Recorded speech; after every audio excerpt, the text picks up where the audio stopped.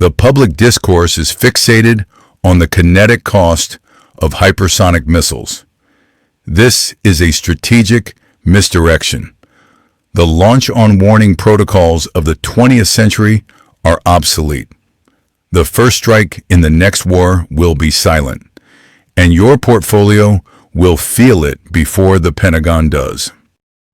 The true vector of attack is not through the air, it is through the abyss. 97% of global data, including trillions in financial transactions, travels through a handful of undersea fiber optic cables. This is the planet's central nervous system. It is unprotected. As the Information Security Forum warns, geopolitics will be the defining cybersecurity risk of 2026. Simultaneously, a second vector opens in low Earth orbit, not with projectiles, but with targeted light and signal jamming. Satellites are not destroyed, they are blinded. GPS signals are spoofed. Communication and relays are severed. The effect is instantaneous and systemic. This is the blueprint for creating the blind Leviathan. The most powerful conventional military in history becomes a liability. A trillion-dollar fleet with no navigation. A networked army with no network. It is a state of engineered paralysis, leaving the nation's balance sheet exposed to the primary economic assault. The Leviathan is powerful, but it cannot strike what it cannot see.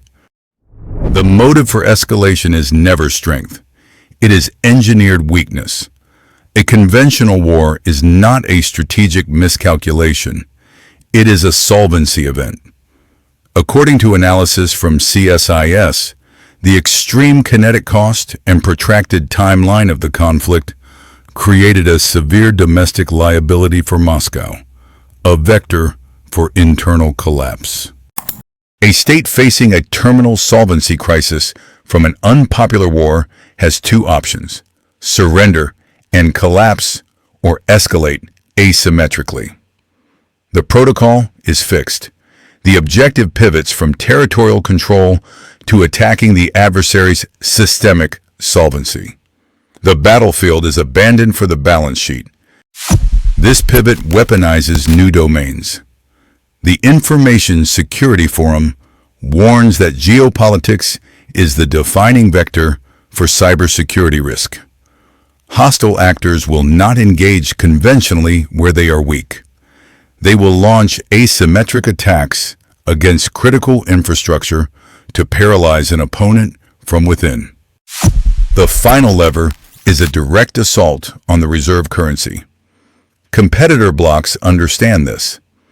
As documented by Interactive Crypto, the development of a linked BRICS CBDC network is not designed for market competition.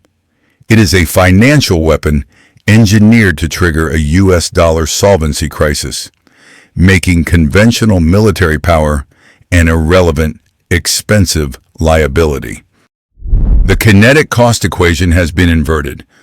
According to analyses from institutions like the Royal United Services Institute, RUSI, a $5 million main battle tank can be neutralized by a $500 FPV drone.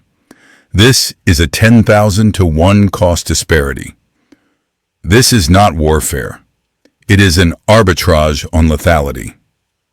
For the price of a single legacy asset, a competitor can deploy a swarm of 10,000 liabilities against your balance sheet. This mechanism is the democratization of violence, the collapse of the nation-state monopoly on projecting overwhelming force. When your primary tools of power projection become indefensible financial liabilities, conventional military responses are nullified. The protocol dictates a shift. The system is forced to bypass the broken rungs of conventional conflict and escalate directly to its ultimate asymmetric levers. It becomes a mathematical, not a political decision. The front line is not a border, It is a system, and the initial attacks are not being broadcast on legacy media. They are being beta tested in gray zones, nations that serve as proxy laboratories for systemic stress. While you were shown distracting reports of regional instability, a far more dangerous protocol was being executed. These events are not domestic failures.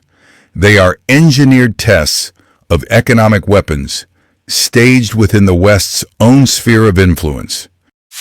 The blueprint is documented. The Information Security Forum, ISF, warns that by 2026, geopolitics will be the defining cybersecurity risk. This is not about lone hackers. This is state-level doctrine. The operational objective is to achieve systemic paralysis without firing a shot. Analysts at CSIS confirm the strategy. Use cyber weapons to sever critical infrastructure, targeting the logistical and financial arteries of a nation, creating a cascade failure that makes conventional military power a liability. These gray zones are the staging ground for the primary assault vector, the balance sheet. Instability in a proxy nation provides the perfect cover to test and legitimize alternative financial infrastructure. As documented by Interactive Crypto, the architecture for a BRICS-linked CBDC network is designed specifically for this scenario. It creates an off-ramp for capital fleeing a dollar system under engineered duress. Each cyber attack on a port, each manufactured bank run in a testbed country serves to erode confidence in the old system and validate the new one. The vector for terminal conflict is therefore not a missile silo, but a liquidity crisis. The playbook, validated in these proxy laboratories, is clear. Orchestrate a multi-front, systemic, shock-targeting, financial and physical infrastructure. This triggers a solvency crisis in the core, making the kinetic cost of a military response mathematically untenable. This is asymmetric escalation. When a hegemon's conventional levers are neutralized by an economic attack, the probability of it deploying its final, unconventional lever increases exponentially. The war is won or lost on the integrity of the dollar's balance sheet. The launch on warning doctrine is not a strategy, it is a protocol, a pre-authorized, systemic response to a detected existential threat. The logic is brutal. When early warning systems detect an inbound nuclear strike, a retaliatory launch is executed before the incoming warheads can impact and destroy your own kinetic assets. It is a mathematical countermeasure against a first strike decapitation. This protocol contains a terminal vulnerability. Security analysts have confirmed that geopolitics will be the defining cybersecurity risk vector through 2026. A competitor does not need to launch a missile. They only need to create the digital illusion of one.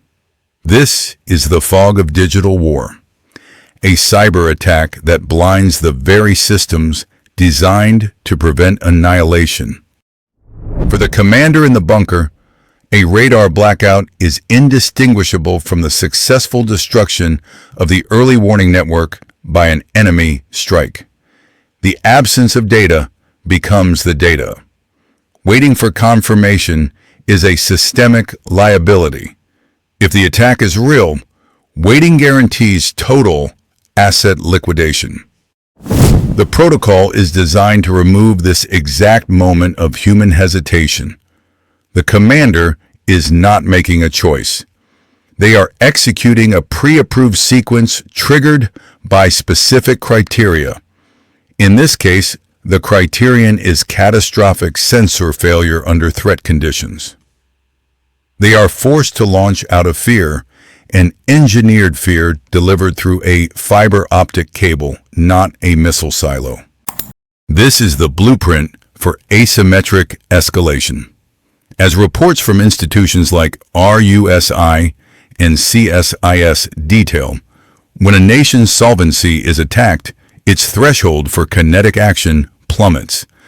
A rival power can leverage a low-cost cyber incursion to force its competitor into a high-cost, self-inflicted kinetic event. The vector for war is no longer a border crossing. It's a line of malicious code targeting a balance sheet. The calibration shot will manifest within the next 12 months. Expect a systemic, attribution impossible shutdown of a critical U.S. port's digital logistics network. The Port of Los Angeles is the prime target vector due to its symbolic value and concentration of economic throughput. The event will not be kinetic. The vector will be a cascading data failure, publicly attributed to unforeseen system fragility, or a ghost ransomware cell. This is strategic misdirection. The true function is to signal capability. Analysts at ISF warn that geopolitics will be the defining cybersecurity risk by 2026. This is not a forecast, it is a blueprint. The port shutdown serves as a non-violent test of the U.S. response matrix before competitor blocs activate their primary financial weapons, namely a linked BRICS CBDC network engineered to trigger a dollar solvency crisis. The objective is to measure the kinetic cost of a balance sheet attack. It will confirm the core thesis. When faced with an engineered economic bleedout for which there is no conventional military answer, the probability of asymmetric escalation becomes a mathematical certainty. The terminal phase is not being beta tested, it is being announced.